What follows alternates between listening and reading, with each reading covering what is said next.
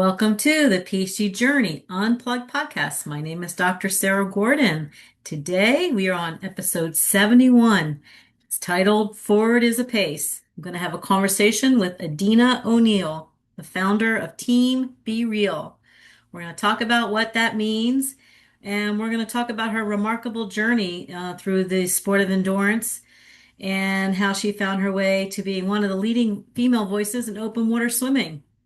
So Adina is the founder and, how she likes to say, the head joy coach of Team Be Real, an endurance sport community dedicated to helping athletes of every size, age, identity, background, and ability discover confidence, belonging, and belief through movement. She's a certified triathlon coach, a U.S. Master Swimming coach, and a World Open Water Swimming coach. Adina has completed more than 100 endurance events after beginning her journey, unable to run a single mile. She is the author of a book called Forward is a Pace, a sought-after speaker in the endurance community, and has appeared on numerous podcast platforms discussing inclusion, performance, perseverance, and the power of movement. On July 20th, Adina will attempt something that has never been done before.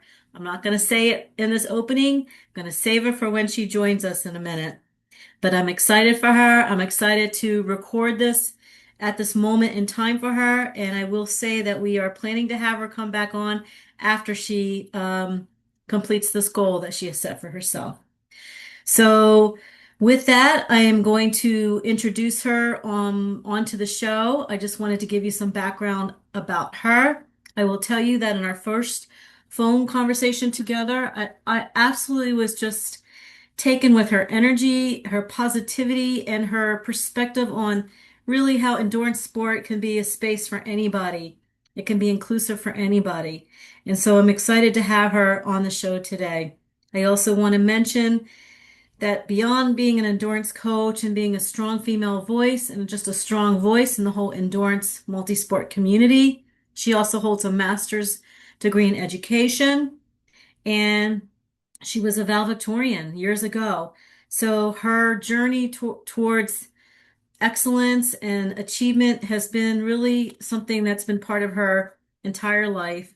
And she brings it now to the sport of triathlon, endurance sports, open water swimming.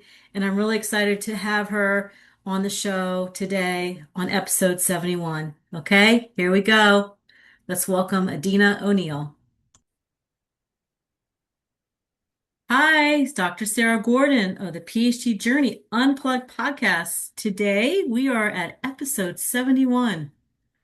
Woo-hoo! Yeah, right? I don't know Yes. how I got here with a lot of great people such as yourself being on the show with me, helping me Thank you. along the way on the journey.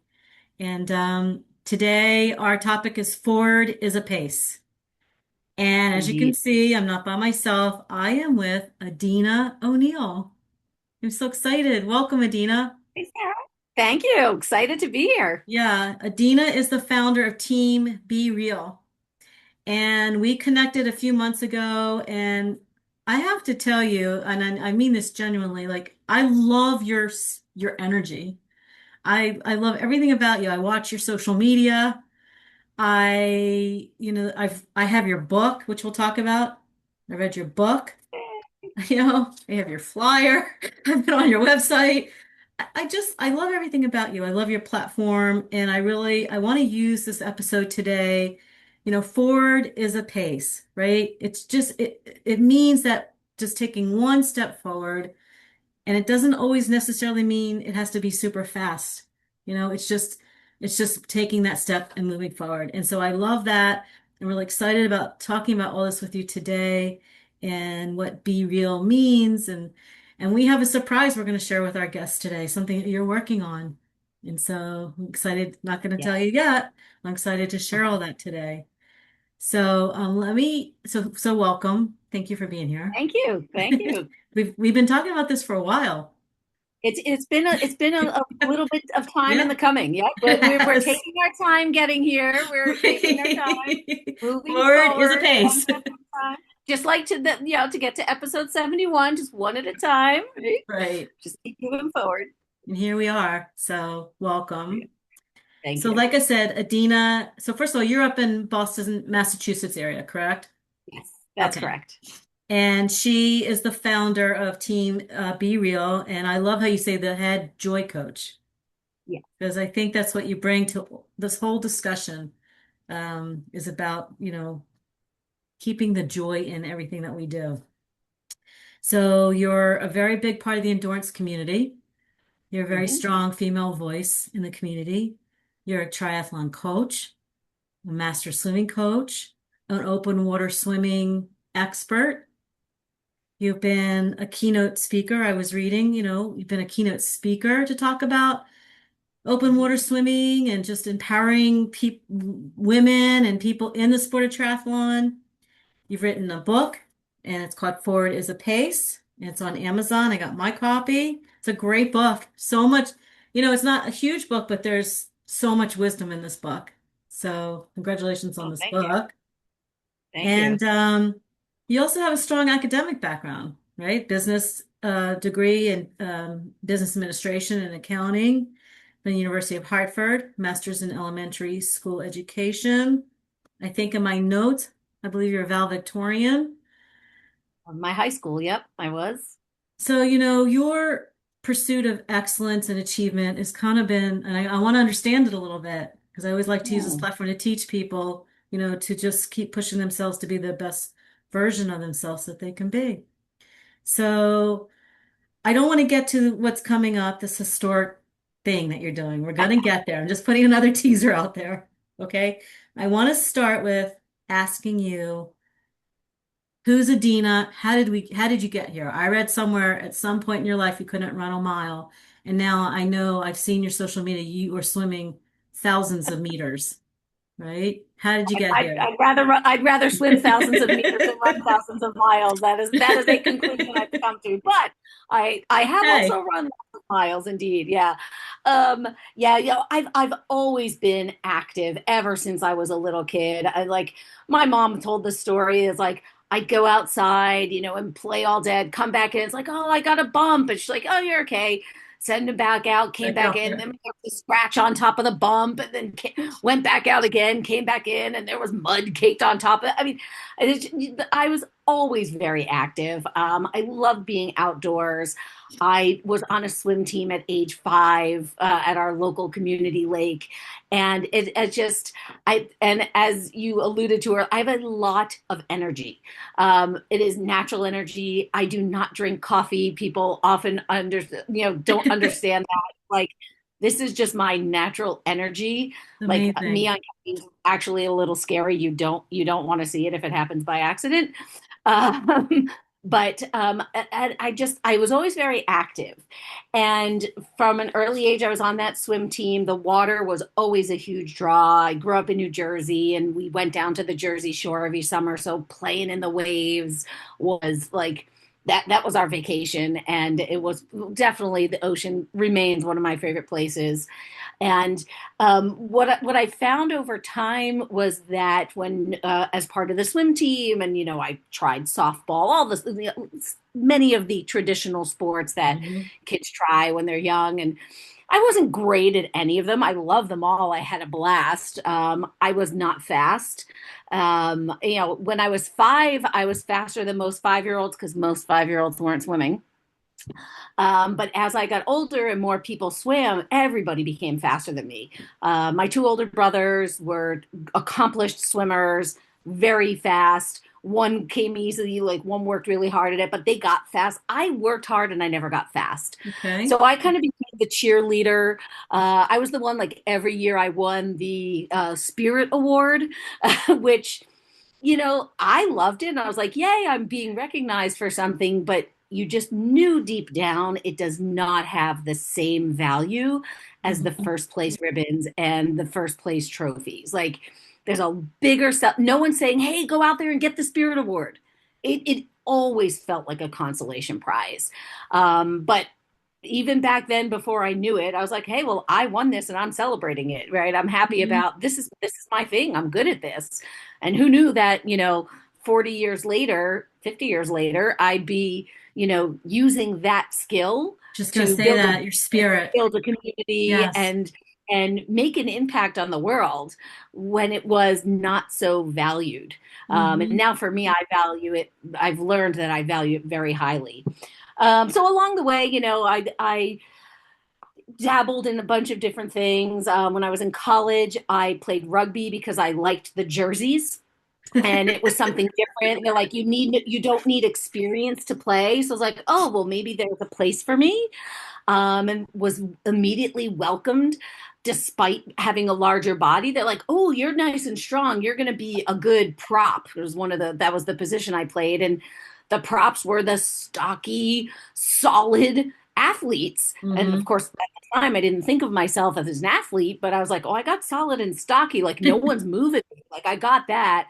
You didn't have to run as much. I was not like I hated the running part, but the camaraderie was there, the fun was there, the energy was there, the community was there. And even then, when I moved to Paris, like that continued on with me. I found a rugby team and got to know people, which was a great way to kind of integrate into a community. When you're Hmm. far away from home and know absolutely nobody.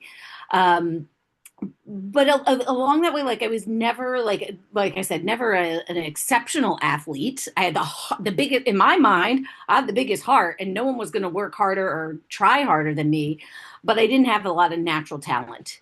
So fast forward, I met my husband. We moved back to the U.S. We got married, had some kids, and someone asked. Yes, my sister-in-law was doing a triathlon and was afraid of the swim, and it was here in Nantasket, ironically, where I do most of my training. And I was like, what? Just get in and swim. Like, how hard can it be? I was been training in the pool, and for me, like the ocean was a no-brainer. So she's, well, will you do it for me? It's like, okay. I had no idea what that meant. So I jumped in the water and I was like, this is fun, right? So, because here I am, I've got two small kids. I haven't been doing any kind of team sports. You have that shift from like you leave college, you become an adult, and you're like, I have to be an adult now and take care of all the adult things. Underrated. And then get married and have kids, which is great. But then I was mom and wife more than I was just Adina. I was no Yeah. longer, only Adina. I was more things to more people, and I felt a responsibility to my husband and my kids because those were significant choices. Hmm. And so here I was now all of a sudden like, wait a minute, like adults get to have this fun? It's like, this is cool. And I was drawn into it. I didn't do any triathlons myself immediately because, as we mentioned, I was not a runner, and I was like, all right, the swim obviously I could do. I said I'm sure I could ride a bike for 10 miles, like whatever. You get on a bike, you keep riding. Like that didn't sound hard. I was like, but how on earth would I run? Not only run, but run after all of that. Right. And so, a few years went by, and eventually a friend of mine who named Red, who happens to be the publisher of my book at Belmont City Press, she says, "Hey, let's go do a 5K." So that's a ridiculous idea. I was like, "I'm not running 5 miles." And she goes, I'm going to walk most of it. And I was like, well, I like to walk, right? So like, she had me read so well. Oh, read. Um, but I was just like, all right, well, okay. I was like, I can walk. But then, as you mentioned earlier, that like competitive side, that like Mhm. always, a little perfectionism was like, well, if I'm going to a run, shouldn't I like try to run a little bit and like see what happens? So, I got out, I learned about intervals and said, okay, like run for 5 minutes and, then walk a little bit and see what happens. So I played around with some of that stuff, got some guidance from my brother Mike, who actually is also an endurance athlete. I think he's up to like a 10 Ironman or something like that. He does a Wow. lot of endurance triathlons. Um, and so he gave me some tips. And so then I ran this 5K, and my kids, who at the time were, I mean, they were like 7, 8 years old, 10 years old, something like that. They're like, Mama was like, now that you can run, you have to go do a triathlon. And I was like, Ah. I cannot argue with that logic. So off I went. I bought a road bike. I started my training, and I guess the rest, as Terrific. they say, is history. Well, but let's back up for a second. You did an Ironman. I have done an Ironman. I've done one. That's a That is a journey. lot of running. That is a lot of running. You did what? Yes. Did you do which one did you do? Mount Tremblant? Mont Tremblant. Mont Mount Tremblant. Tremblant. Yes. I mean, Yeah. that's So what happened? The 5K was kind of the starter. right. And then Brett's like, let's go do a 10K. And I was like, why do I want to run for an hour? I didn't want to run for a half an hour, Took me you off. know? And then I was with my brother and he's like, oh, let's go for a run. He was like, let's go for like 7, 8 miles. I was like, what are all these people making me do all this running? But the funny, like I kept showing up. Like I was You kept very showing up. malleable. And it was just like, I was so surprised that I could do it, right? It was never something I expected, never something I dreamed of or wanted to do. And yet here I was doing something. Even back, you think back into high school. I don't know about in your high school. In our high school, there was a running test and you had Right. 12 A mile in and under 9 minutes, right? Was that it? uh, ours was 12. You had Oh, 12 or maybe I minutes. did 9 minutes. I don't remember. But yes, we had nine tests. and, I just remember and 9 minutes. Yeah, yeah. And I was like, this is ridiculous. Hmm. And I had hurt my knee playing field hockey, so like I couldn't run and I got an exception to walk and I had to do 15 minutes. Why I remember all this, I don't know, because it's traumatizing actually.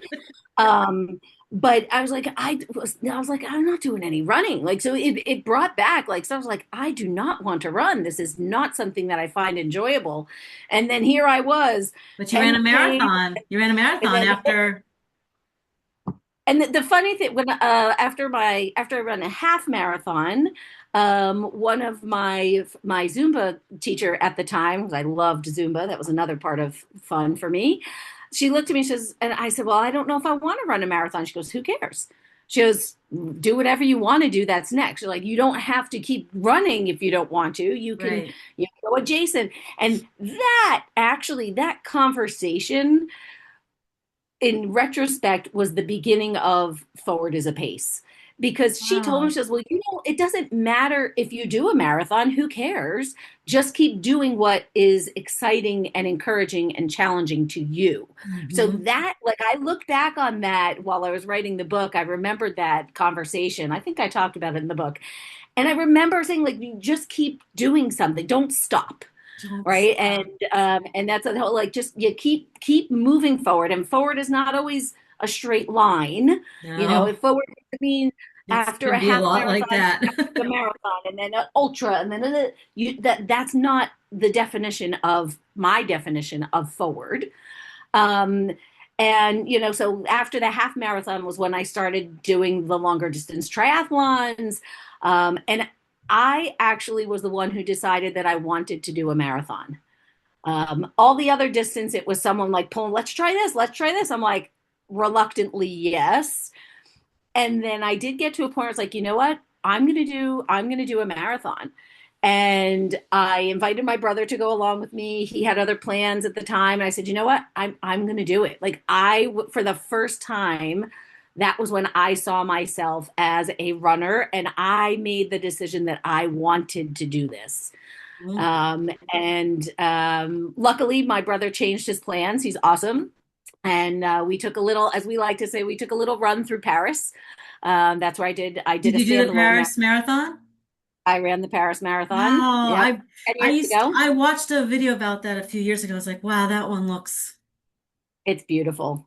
wow. I consider Boston because, like, I live here. There's tradition, but I was like, Hmm. but if I qualified, then I have to run another marathon first, which was not in my plans. And as much as I admire all the charity runners, it is a full-time job to raise that money. And I donate to them all, but Right. or not all. That's impossible for me. But I make donations. But it is a full-time job. I mean, the amount of money that they raise to be a charity runner. So I wanted to run the marathon as the experience for me. So 10 years ago it was 100 euros, and I went and I ran through the city. Some of my friends who still live there came out and cheered me on, and it was amazing. It was amazing. So, what was the time distance from the Paris Marathon to your Ironman? Which one Uh, came first? Paris Marathon was April of 2016, and Ironman was August of 2018. Okay. What did you Yeah. learn from the Ironman journey? And then I want to get into Team Be Real, like how you bring all Yeah. this stuff into your Yeah. platform. What'd you learn? So the Iron Man, now it's like, okay, well, I've done all these. I've done a big swim, I've done a big run, I've done a big bike. It's like, oh, how do we put them all together Hmm. on one day in a given time? Right. Uh, it was the first time that I hired a coach, that Hmm. I valued myself enough and deemed myself worthy enough to hire a coach. And that's something we I like see that. all the time in endurance sports. And people say, oh, when I get better, I'll call you and have you coach me. I'm not Hmm. sure how you're going to get, like, there some things, yes, you can get better on your own, but Hmm. you don't have to be better to hire a coach. Like, Hmm. I specifically work with people who are new. It was like Right. I get to tell them all the things that I tried to figure out along the way that I was like, oh, I wish someone had told me that.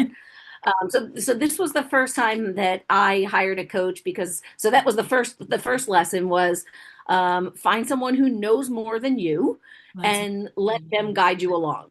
Okay. Um, because I didn't want to worry about anything other than executing. Up Mhm. until then, I would read, I'd research, I looked in books, I'd ask people questions. I ask a question, you get 12,000 answers. Then it's like, well, which answer is the best one for me? It's like, oh, it's like your head is spinning. Okay. So that was lesson number one. It is worth every penny to hire a coach when you're doing something that you don't know what you're doing, right? So That's a she, great lesson for life, even outside of triathlon or oh yeah, athletics or endurance, the endurance sport. Anything, yeah, academically, professionally, be open to learning from other people. yeah, It's a big one. 100%. A big one. I agree with that one. Check. Okay, what I, else did you I, learn? I, I think if we could teach that, make that a global Seriously. understanding, there'd be a lot of benefit to that, because Yes, I that agree. is, people are like, and myself included, you're like, well, I don't want to appear like someone knows more than me, and Well, that's I have our a great our society imposes that on us, right? It was I like, have a great story from my PhD program, just real quick, because I don't want to take up yeah, the time. I really have so many questions I want to ask you, but and share with our listeners. But one of my best stories from my PhD journey was a professor who told us all, well, they put us in a philosophy class and we were writing philosophically, and then they threw us into hardcore science writing classes. And so, like in the beginning of that course, he was like, you all are writing like blog posts. I mean, he just teared up our writing, and we're all like, this is not fair, and you're too hard on us. And, everybody's like grumbling and complaining. And the truth is, he just knew more than us. He just knew, and we just had to learn to be open to learning and to trusting that somebody was trying to groom us to write more scientifically because we didn't know yeah, we didn't know what we were doing. But at first it was like kind of, it was hard to swallow. But so I just remember yeah, that feeling like, whoa. But okay, yeah. so what else did you learn from Ironman? Um, so probably the number one piece of advice that I give to every single endurance athlete, and again, all of our lessons that we learn through endurance sports are applicable to life in general. Hmm. Um, so my son's pediatrician, while I was training for Ironman, was an Ironman athlete. So unfortunately, my poor kid who just wanted to like get in and get out of the doctor had to listen to us talk about Ironman training. Talk shop. Um, yeah.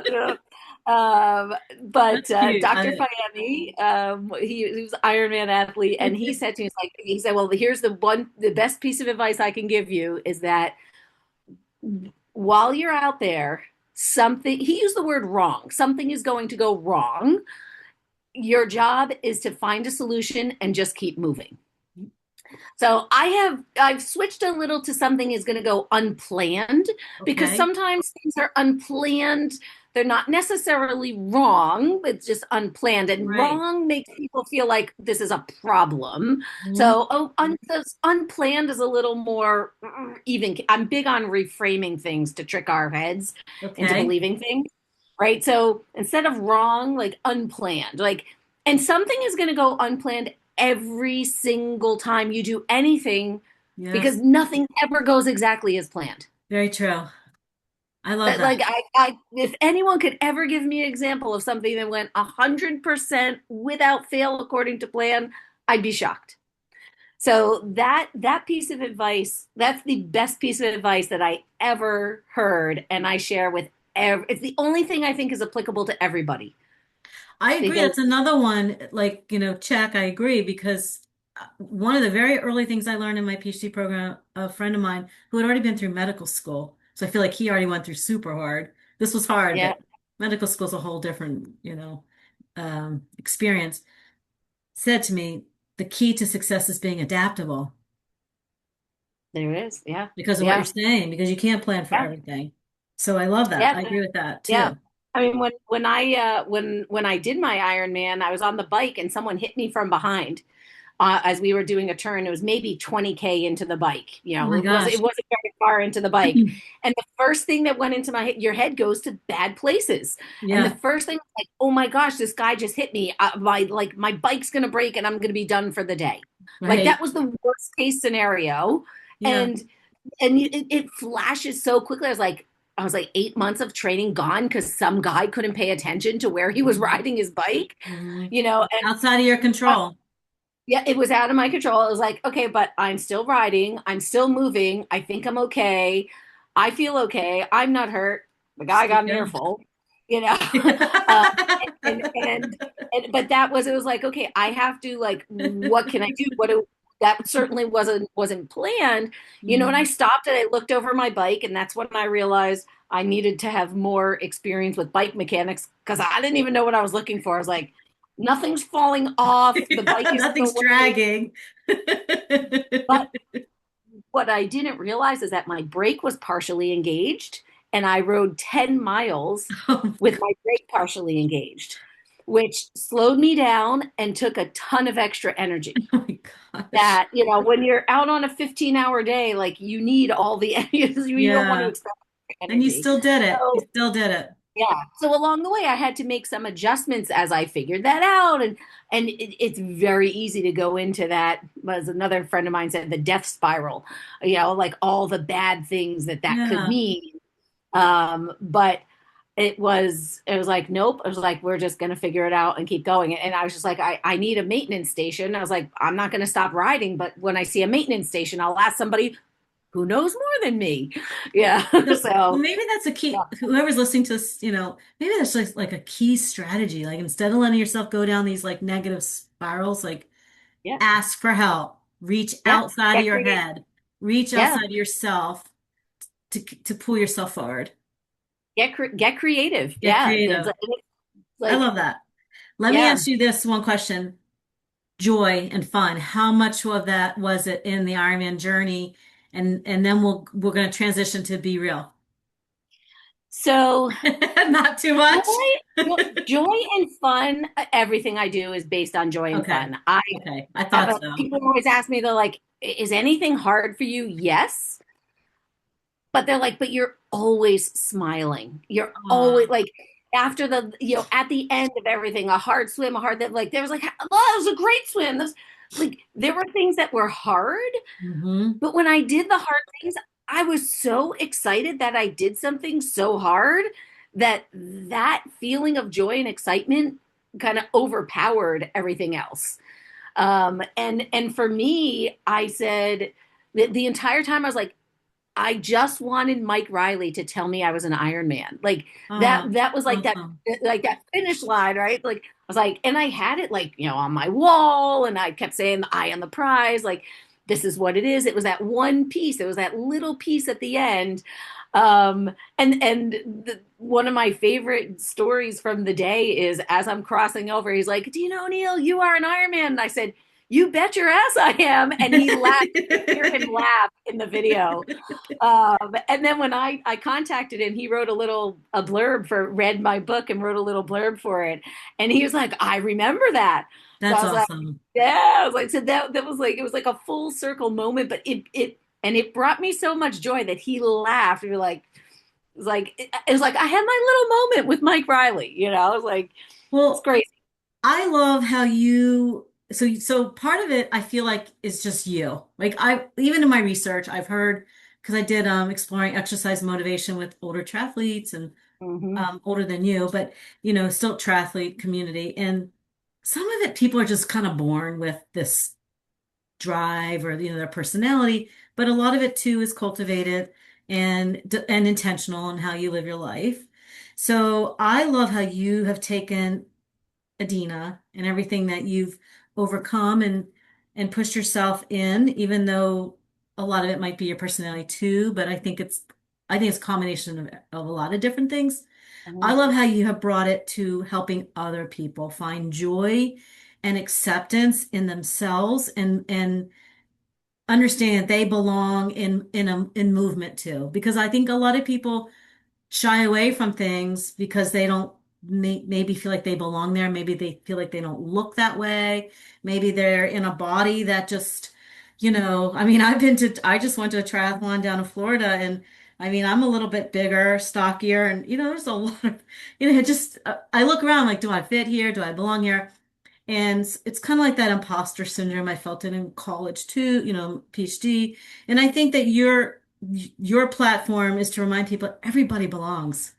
Everybody belongs. Okay, so Team Be Real stands Yeah. for realistic, empowered, attainable, and lifestyle. Yep. Okay. Tell us how you got from Ironman to now really helping people find confidence and strength through endurance sport. So along the way, people started, they saw a change in me. And even though I seemed like a confident person, in some realms, like I was good at school is easy to manage if you're Okay. good at school, right? Because it is completely within your ability. And Right. somewhat like, and I don't use the word smart because there are different kinds of smarts. I was good at school. That was something that no matter what, I could sit, I had control to Hmm. go and read the books and do the work and come out with the outcome. It was very predictable for me. Okay. I agree with So that. moving over to the physical part, there's a lot more involved. Once you Hmm. start doing any type of physical activity, you've got different variables. You've got the size of your body, you've got your natural ability, you've got outdoor, if you're doing things outdoors, you've got the possibility of injury, you've got fueling that, like, there's so much involved that Hmm. could make it not go unplanned. And so when I started doing all these endurance sports, I was very negative. I was like, I can't do that. I can't do that. I can't. Do you want to do this? Nope, never going to do that. Nope, never going to do that. It was like it was a protection, Hmm. not so much that I didn't think I could. I wasn't even there. I didn't even give myself a chance. Interesting.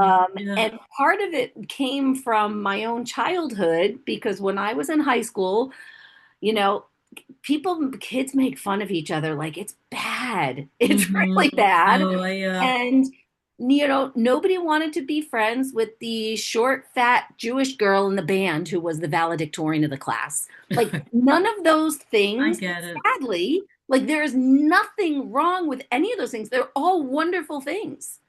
But they were things that were not by teenager, high school status Hmm. likable and enviable. I mean, I don't know what the right word is. Accepted, like it wasn't good. That was They're not the they're popular kids. they're tough years in terms of being confident in our identity. Yeah, They're and for all of us, different and reasons. and the things that were, I my identity were not the things that made kids popular in high school. Right. And popular in our society. I mean, our society has these rules Hmm. that I disagree with on many cases. Why is it better to be white? Why is it better to be tall? Why is it better to be thin? Why is it better to be straight? Why is it better to be a man? Like, why? Why is it better to be fast? Because someone somewhere decided it was better and said it louder, and everybody jumped on board. Okay. And Mhm. so, somewhere along the way, I realized that I could do whatever I wanted. And I do have to give a shout out to my parents because I had a very supportive childhood environment that my parents never stopped me from doing anything that I wanted.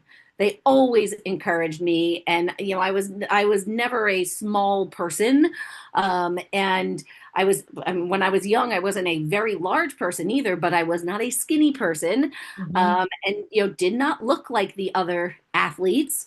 But my parents never put that out there.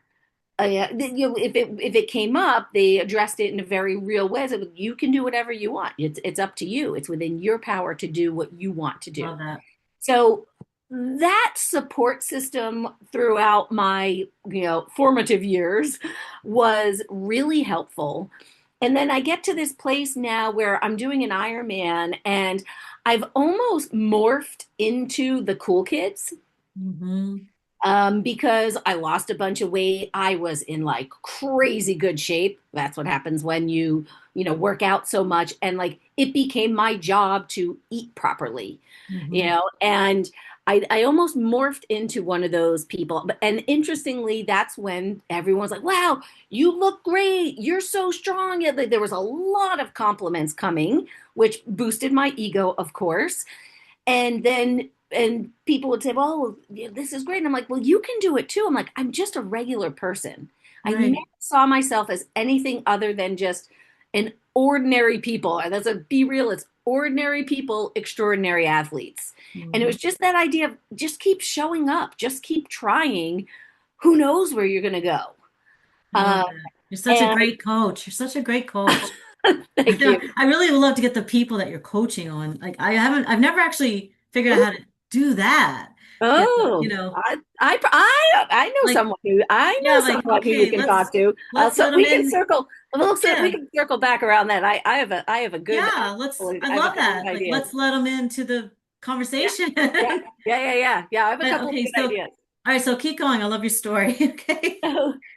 So Because we're getting to the big one. yeah. so What's coming up? somewhere along the line, I realized that if I felt that way, even as an Ironman finisher and showing up to races and still recognizing that my body doesn't look like other people's body the same way Mhm. you mentioned.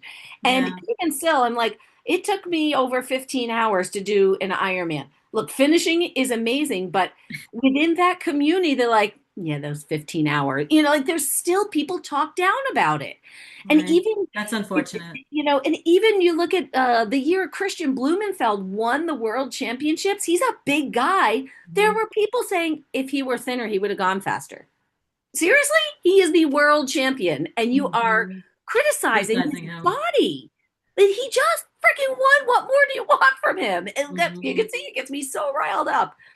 So one day on a long swim through Walden Pond, I came up with Walden Pond. Walden Pond. That, Yes. oh, okay. I'll tell you Yep. something offline about that. Go Yep. ahead. Yep. Keep going. I don't want to Um, interfere. I came up with this idea to create a team where everybody belonged.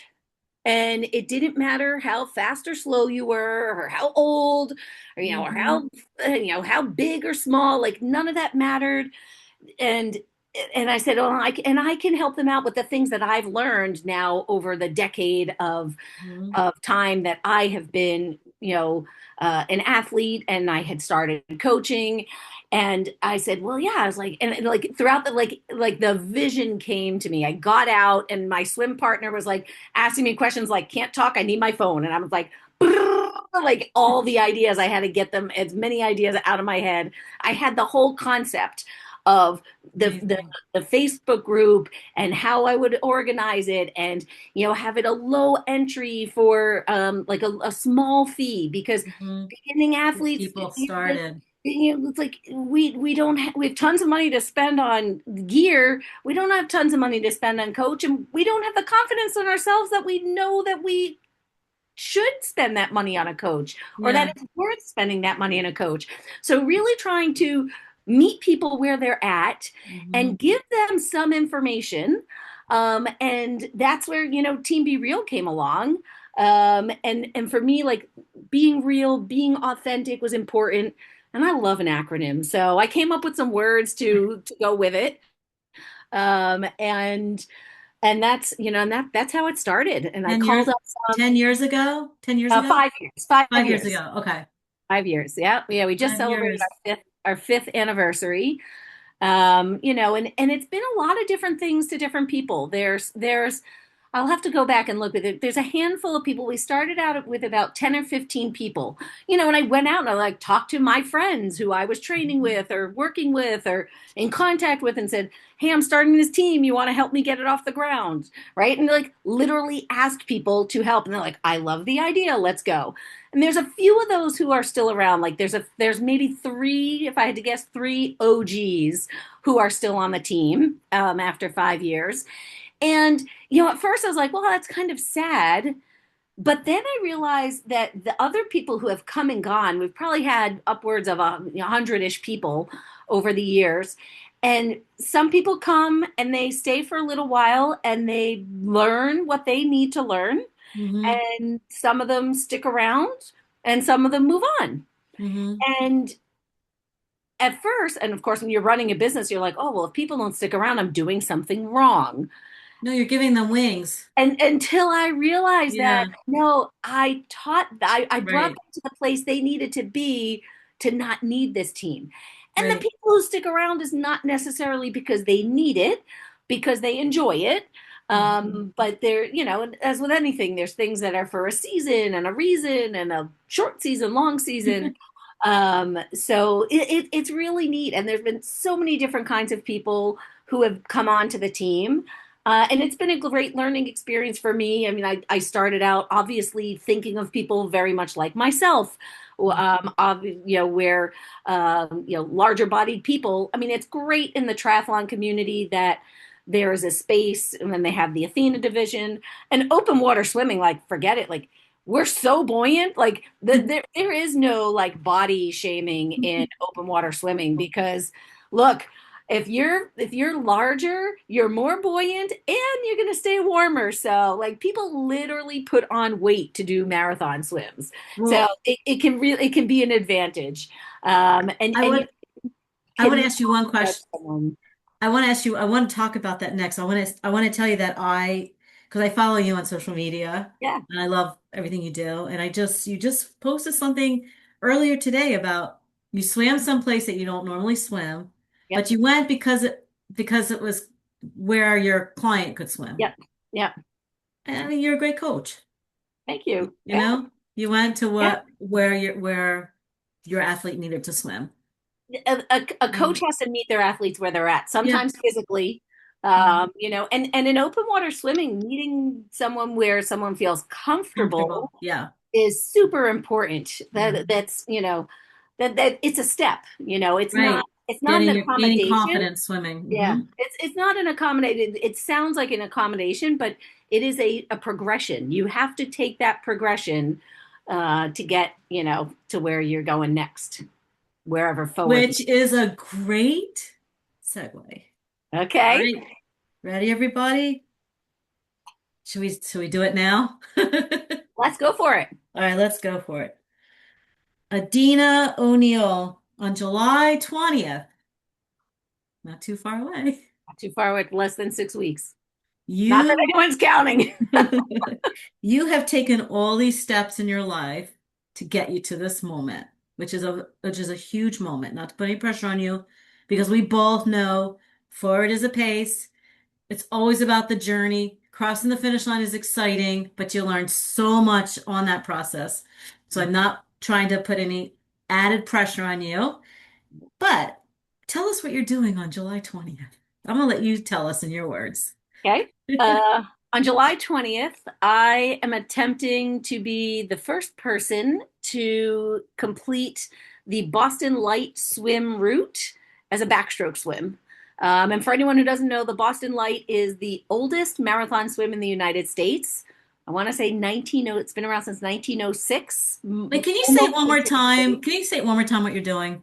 Slow Yep. down. Tell her. Yeah. Okay, Well, I was like to give the background of the race and let's and, do and it. I'll say it again. So the Boston Light Swim is the oldest marathon swim in the US. Okay. And typically you start at Boston Lighthouse, that's why it's called Boston Light, and you swim 8 miles through the Boston Harbor into South Boston.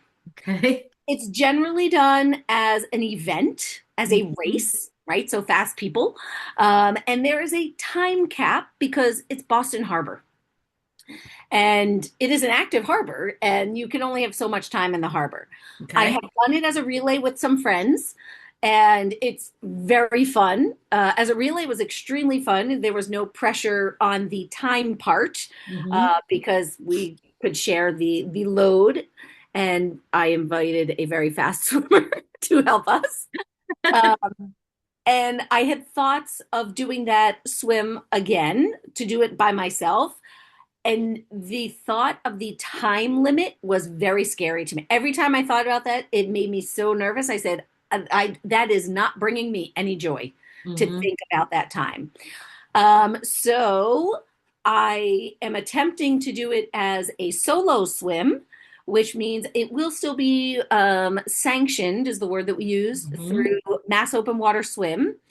They do this for anybody who wants to do swims in the area. There's a variety of standard routes. This reverse, they call it the reverse Boston Light, is one of them. So I'll actually be starting. I'll going the opposite direction. We'll be starting Okay. South Boston and swimming to the lighthouse, and I'm doing it backstroke, which No. is unusual. This is why it's historic, because many people have done the reverse Boston Light, but nobody has done it backstroke. So you're the first person, male, female, to Yeah, ever try it. yeah, Backstroke. yeah. And there are some open water backstrokers. Like there are, I believe it's five people have crossed the English. I mean, five. That's not a lot. There are thousands who have crossed the English Channel in general. I think there are five who have done it backstroke. So it's there are not a lot of open water backstrokers because it's harder than freestyle. There are different nuances to swimming on your back versus swimming on your in a prone position. And it's yeah, there are just parts of it that are harder. When you're swimming freestyle, if you need a break, you can turn over on your back. If you're swimming backstroke, you have to stay on your back the whole time. So even that, like you have that little nuance does not exist when you're doing backstroke. Okay, so let's just break it down Yeah. again. Okay. So, and then I want to understand like the why, okay? Because it's incredible. Okay, so Adina O'Neill will be the first person ever to swim 8 miles backstroke, reverse. You're going to start at the Boston Harbor. Where are Start, you going yep. to enter? Where are you going to enter? M Street, the M Street Beach or Okay, L Street Beach. I don't know, somewhere L or M, one of those letters. The beach okay. in South Boston. And then you are going to backstroke to the Boston Lighthouse. That is correct.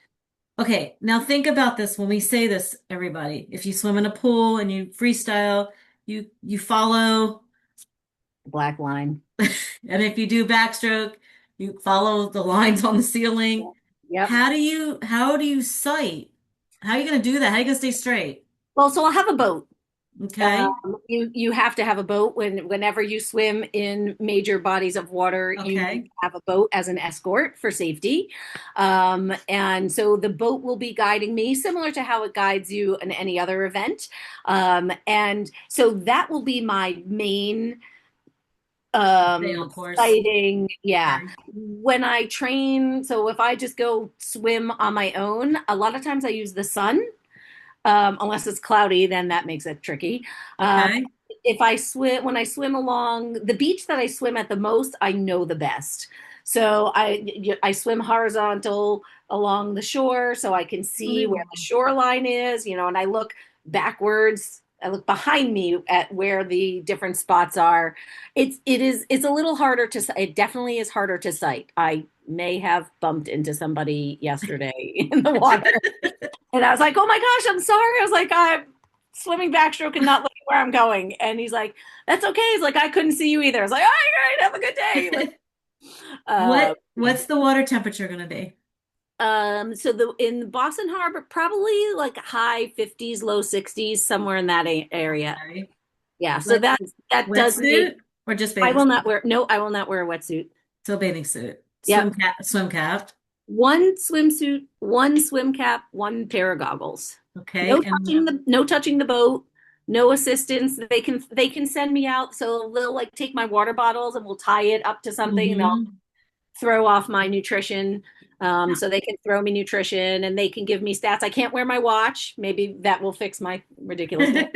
How Uh, many yards is that or meters? How would you? so 4 mile, I just did 4 miles the other day is like 7,000 yards. So I it's like, saw that on social yeah. media. I was like, she just did 7,000 yards. Yeah, it's like 7,000 is 4 miles. So 8 miles is twice that. So 15, 14,000, 15,000 yards, something like that. I Yeah. just have to pause for a second and just like let everybody think about this. And I will say when we talked about when we wanted to record this, because we also talked about having you on afterwards to talk Yeah. about it and Yeah. everything you learned from it.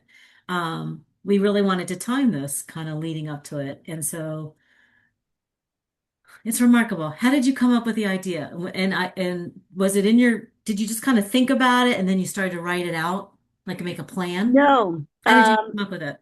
It was one of those something unplanned happened and I got creative. So menopause transition causes all of us to deal with the strangest of things. The I dealt with. I actually have never had a hot flash, which I attribute to cold water swimming. We can do a whole episode on that too. That's a excellent book just came out called The Plunge. Definitely check that out. You can start there. Uh, Okay. but and I dealt with some depression. But the thing that kind of stopped me was I had some issues with breathing.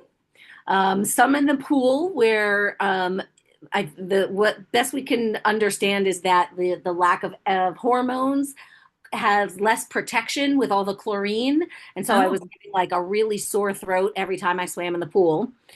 Um, interesting. and I also, when I was swimming in the cold water, and the water is always cold here in the Boston area, like Hmm. 60 is normal here. And Okay. it's still cold. I was having some trouble breathing. And not to the point that I was in danger, but for a swimmer who Right. normally breathes pretty effortlessly after 50 years of swimming, to have challenges with breathing that was problematic. So one day I flipped over on my back and said, I'm going to do some backstroke because I always liked backstroke. And I Wow. was like, oh, this is so much easier to breathe. And I did like 500 because my watch buzzes every 500 yards. I was like, oh my gosh, I just did 500 backstroke. I'm like, that's wild. I said, I wonder if maybe next time I can do 1,000. Right? And it's Wow. that same concept from the story I told about the running, right? The 5K, Right. 10K. Right. I was like, so then I was like, wonder if I could do a mile. And the beach at Nantasket where we swim, the entire length of the beach is 3 miles. So if you swim the length of the beach and back, we call it one lap, right? Down and back. It's the Nantasket lap. It's a 10K. Wow. And so after I swam the mile, I was like, wonder if I could do a Nantasket lap backstroke. I was like, that would be pretty wild. I was like, then I had like then the excitement was spurring, right? It was like after you do an Ironman, what do you do next? After you do a marathon, what do you do next? After I I had love swam the way a you 10K, think. I had swam 13 miles, and then it was like, well, what do you do next? I was like, hmm, Wait, let's you do swam 13 miles? yeah. Well, you just said that like, That's I swam 30. that's Wait, where did you that's swim 13 miles? at a lake in Vermont. Wow. And I got pulled because I ran out of time. And that's the other piece about the way I'm doing the Boston Light as a solo swim. I could attempt to do it as part of the event, but I don't want to get pulled because I'm slow. And Okay. there's nothing wrong. Like my pace is my pace. My forward pace or my backwards pace, as the case may be, is my pace, and there's nothing wrong with my pace. And I understand that race directors, for whatever reason, have to have limits on time. Right. But this is not something that I want to stop because I ran out of time. No, and Uh, it's the first time anybody's attempting to do it. So you're going to to my set knowledge, to my your knowledge. knowledge. So you're Yeah. going to set the first time. Yep. Yeah. And then, But hey, so that's the thing. I was like, look, if you're a slower athlete, you got to then get creative. Be a pioneer. be a Right? It's like, pioneer. I love that. You're absolutely a pioneer. You really are. I mean, So, yeah, I want to ask you a question about the water, and then I kind of want to just ask you a question about like, how do you become that? If you don't, yeah.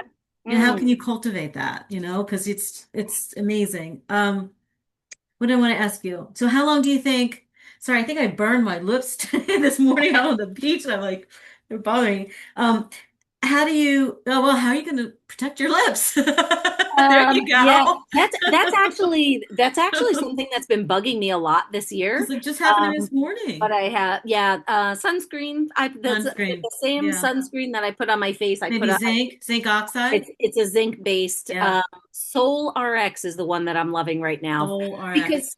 because for your face, like when you're swimming and your face Yeah, down, you're gonna get it's all. not so bothered. I mean, you can Mhm. see I have a little bit of a cap tan, right? Yeah. That's not going away. Like, I put sunscreen on every time I swim, but your face is I'm face up, It's so gonna I'm be like in the sun. exposed. Like I have a little bit of goggle tan too. Like it's not. It's gonna be what it's gonna be. It's Hey, I occupation. just went to the dermatologist yesterday. She zapped me a dozen times. So, because when you're outside and you're Yep. active, Oh yeah. you Yep. get these things. But Yep.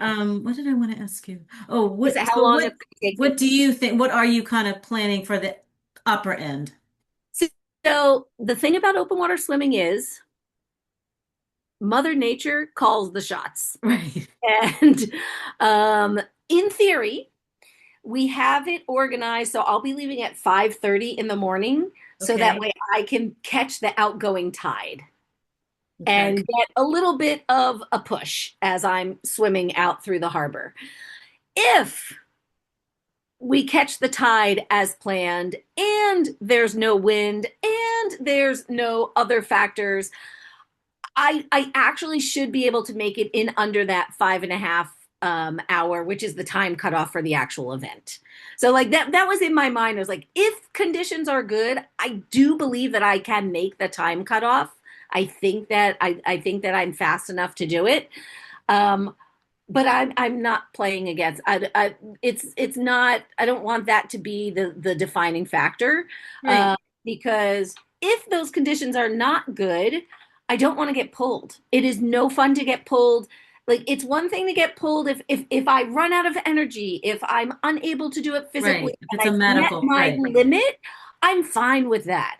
I really am. It probably won't happen because I'm also way too stubborn, but or determined. It is unlikely to happen for that reason. But if that is the case, if people on the boat determine that it is no longer safe for me to be in the water for those reasons, I'm fine with that. But if it's Yeah. because I ran out of time, it's a slap in the face. I And that understand it that. happened to me an event. The 13-mile swim was supposed to be a 15-mile swim, and I ran out of time. And I had to get back on the boat because there was not After no. 13 miles, it seems Yep, so unfair. I had 2 miles left and 1 hour Right. to That do it. seems kind of unfair. I They're like, you'll understand. never do 2 miles in an hour, which was true. And it broke my heart. And I was like, and it makes us like, well, why do I want to even do these events? Because I could have swam those 2 hours. Mhm. It may have taken me 2 hours. I could have swum those 2 miles. miles. Like at that point, I was not finishing 2 more miles. Like I definitely could have done it. But when you sign up for an event, that is what you get. Right. And you have to follow their rules and you have to go along with it. I did not care for, I didn't like that I was pulled. Let me at least swim the last hour. Like that, I didn't understand why I couldn't at least swim the hours. That I might Right. have felt worse, but at least I still had the whole time. So I Right. didn't like that. But that they're not my rule. When you sign up for an event, you follow the rules of the event Maybe, you and sign up. maybe it's the fuel for the passion now to do this. So You never yes, know how these I was just things, like, that's why I was just they like, motivate us. yeah, right. Because then maybe I would have just signed up for the event and gotten Right. pulled here. Who knows? But You learn I from was. all these different. You're Are always learning, always are you learning. gonna live stream it or what are you gonna do for media? There is a tracker. There will be a Okay. tracker for sure that I will post about, so Okay. you can follow along on the tracker.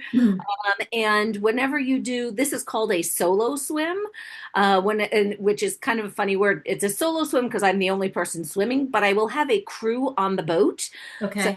couple of my trusted swim companions will be managing my food. Amazing. And then there will also be an observer on the boat. Her name is Kelly, and she is my marathon swim mentor. And she's really cool. Like she's the one who introduced me to the love of more swimming. You've seen me wear my shirt that says more Mhm. swimming. That's my friend Kelly. She'll be on the boat. And her job is to just document everything. So she'll be taking some videos and live streams and making I'm so jokes and stuff excited like for that. you. I'm so excited Yeah. for you. How do people follow you? Um, Let's just do that now. I don't want to forget. yes. So on Instagram, I've got Adina O'Neill Real Fitness. And then teambereal.com. It's the letter B, the word real. Teambereal.com is my website. Yeah, those are the easiest ways to find me.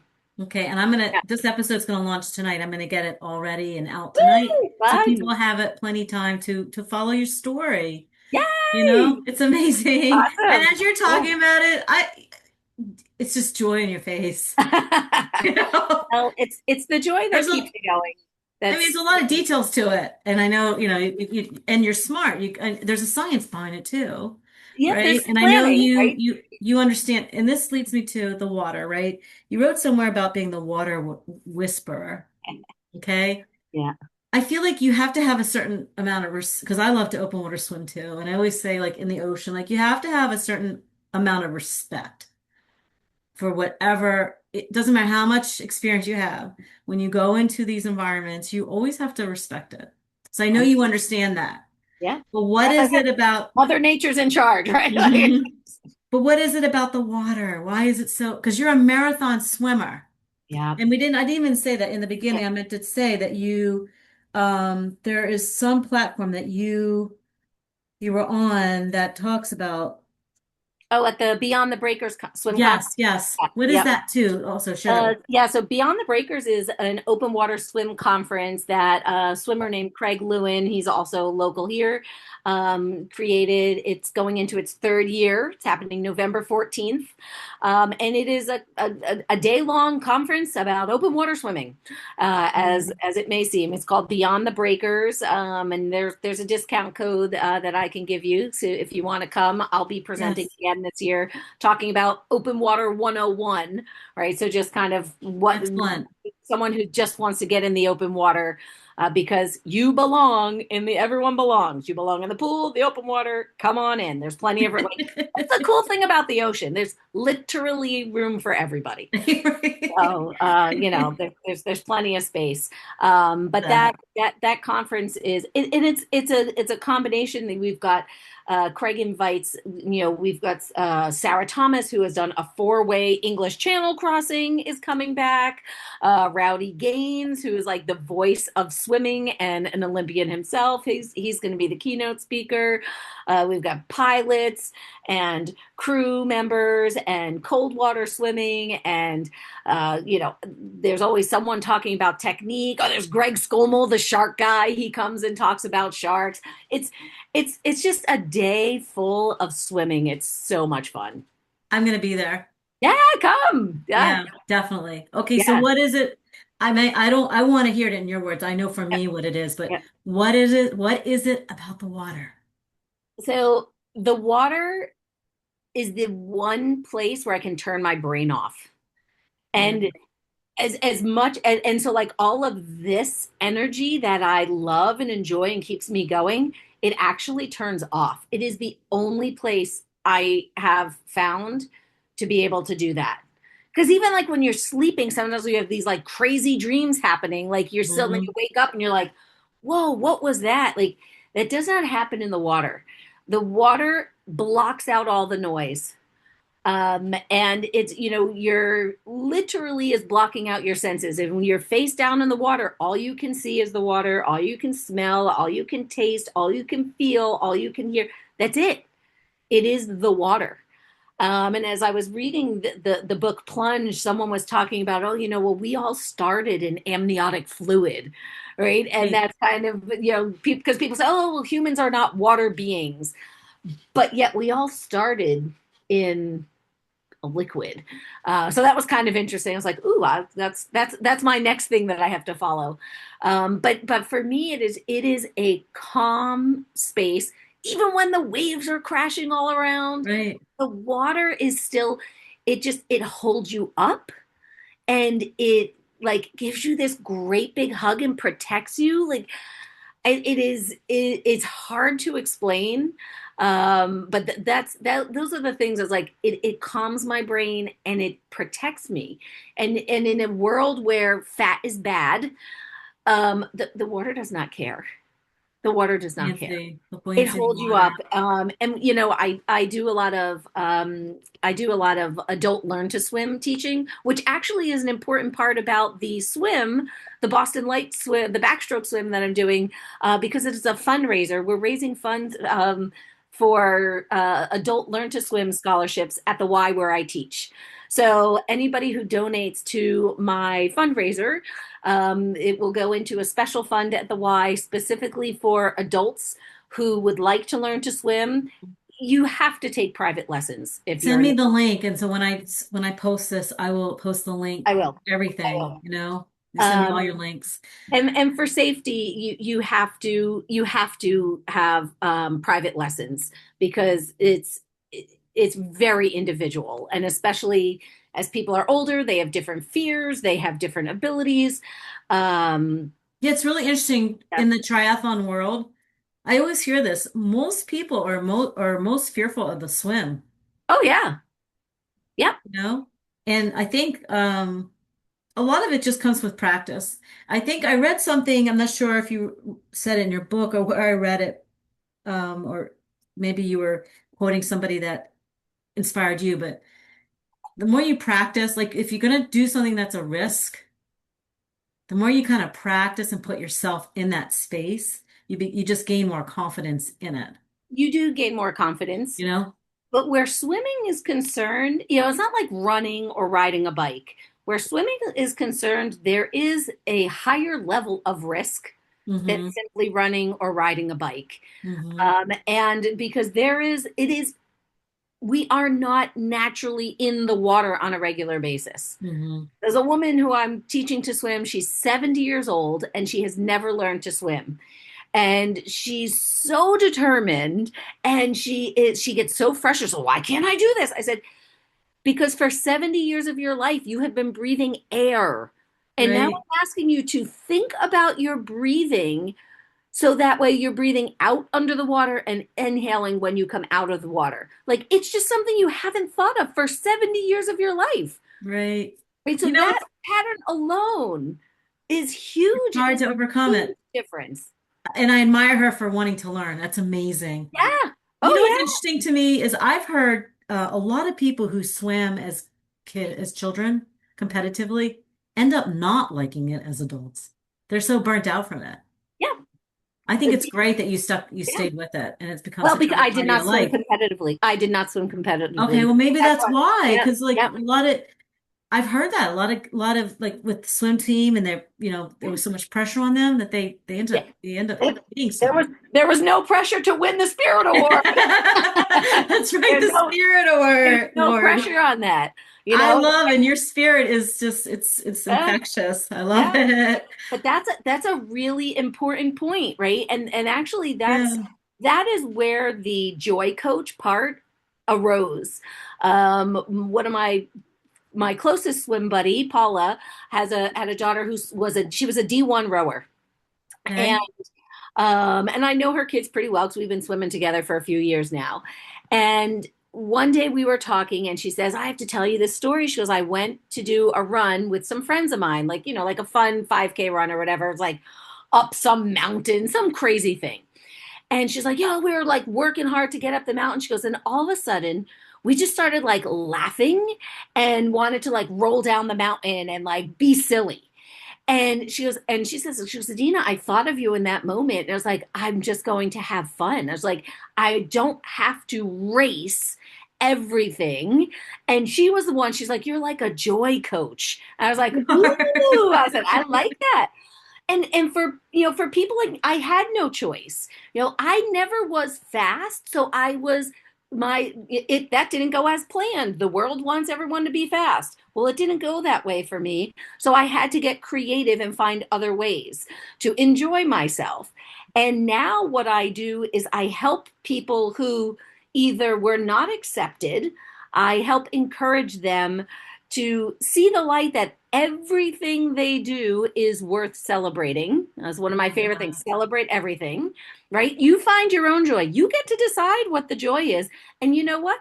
If other people are not celebrating it, that's their problem. Like I celebrate my own stuff as I don't do a lot of races, partially because I don't want to deal with the timing, but partially because I don't care anymore. Like I have a ton of medals up here because there was a time that I cared, and I needed that medal and I needed the event to give me that, that extrinsic motivation, right? I Hmm. wanted the medal. I wanted the t-shirt. I wanted all those things. I needed that validation to keep pushing me until I got to the point where I was like, I just want to swim.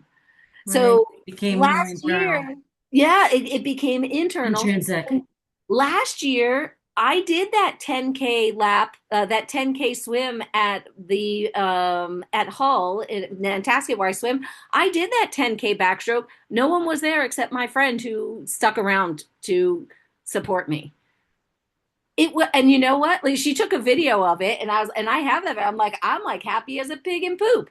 It's actually on my website. I wrote a blog post about the backstroke swim, and I was like, you would think that I just won the Olympics, and that's what I tell my team. I was like, look, if you show up and you run your first 30 seconds, you celebrate that like you just won the Olympics.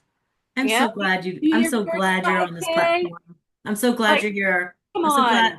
I'm so glad you're here to teach everybody. When the first time we talked, I took notes from our call, Yeah, and you gave that example of, we're always climbing those mountains, right? I mean, I have it on my desk. Hard work pays off, and it does. it does. Discipline, consistency. But you said something. We got to roll down the mountain too. And you just said it. Um, We got to roll down the mountain and we have to have fun coming down the mountain too. So we yeah. can't just climb it. We got to think about coming down too. And I love that. And I'm so glad you just said that. I also, everybody should have you on their team. Everybody should have Coach Adina on their Hey, well, team. I mean that. You're I'm happy amazing. to if someone is listening, if you have a team, I'm happy to come talk to your team, Yeah. share a little. I've got a couple of different key speeches and signature And talks that I do about finding joy, about finding goals that make sense to you because it's not intuitive in a lot of ways. no, So, and going in and talking to younger people, yep, right? I mean, yeah. I just think there's a space for you there in like elementary schools and junior high schools and high schools, and a There is big a opportunity there to just go in and share yeah. your story, and just your journey is incredible. I want to give you the final word to wrap up. We stayed a little bit longer, but it's just when I sent you the notes, you're like, we could do a whole series. I had like so many questions for you. I'm really inspired by you, and I'm excited Oh, for thank you. the 20th. Whatever that day looks like, just now, kind of knowing you more, you're just gonna smile. I mean, you're gonna take everything. You're gonna embrace it all, That's and right. that's keeps you going. And It's to prove that backwards is a pace too. backwards is a pace. What are you gonna do? When you go forward, you kind of can let your mind, you're gonna be looking up. You're gonna have a lot of different stimulation looking up. It is a little different when you look But up. I at like to least your look head, at the your ears will be under the water, so it'll be quiet. ears. Yep. Yeah. You'll have to figure out how to quiet your vision too. But, the clouds, you can let your mind Yeah, wander. And yeah. sometimes I find images in the clouds, and sometimes I don't know. People ask me what I think about, and like last week, I swam 3 hours. I was like, I have no idea what I thought I about. know. I'm kind of the same way. I come out like I don't know Um, what I just thought some, about. Sometimes there's nothing. Sometimes I go to that place where there's just Yeah. no thinking, and it is so refreshing. And sometimes I try to solve the world. I love it. All right. Well, final words. Whatever you want to say to inspire people to live their best lives, to believe in themselves. And I always like to say the strength for the journey within. You said so many things, and I don't want to get too much into theory, but self-determination theory about moving Mhm, from extrinsic motivation to intrinsic motivation. You talked mhm. about autonomy, and your parents taught you very early on to have autonomy, a sense of autonomy and strong, just going after the things that you want to in your life. So how do we encourage people to do that, to move their lives in the direction that has purpose It, and meaning for themselves? yeah. So my third grade gifted and talented teacher, back when that was a thing, there's a lot of places don't even have programs like that anymore, who I still remain in contact with. I want to say she's like 87 now. She's the Aunt Fran who is in the beginning of my book. Oh She yeah, Yes, she I calls read me that. it's at the very beginning of the book. Yes, it's right here. Yep, that's Aunt Fran. Yep.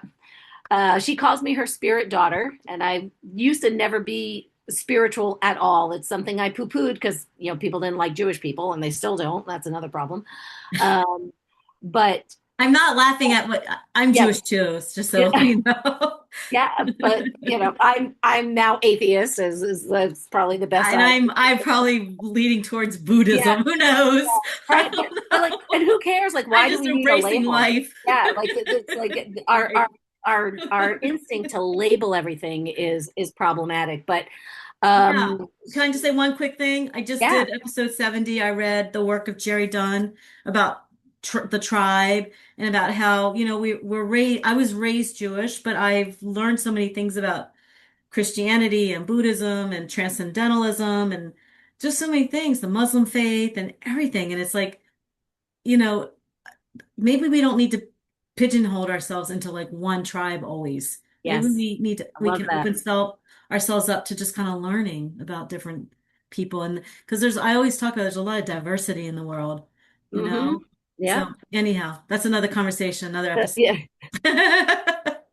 So yeah, so when I was in a pretty serious depression, that's when Aunt Fran looked at me and she said, "You just have to follow your joy."